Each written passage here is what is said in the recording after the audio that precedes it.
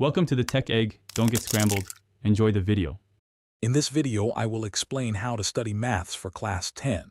To truly excel, begin by mastering the fundamental concepts for each chapter. Don't just memorize formulas, understand their derivation and application. Consistent daily practice is crucial, dedicating at least 1 hour to solving problems.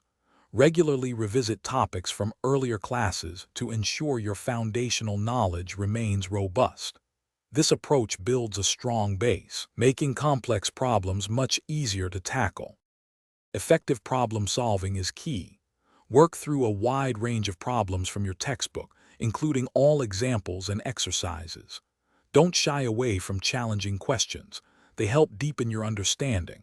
When solving, concentrate on the method and logical steps rather than just the final answer. If you make a mistake, analyze it carefully to understand where you went wrong.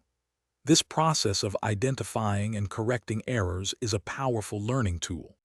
Strategic revision and time management are vital for success. Develop a consistent study schedule, allocating specific time slots for different math topics each week. For instance, dedicate 2 hours to algebra and 1 hour to geometry.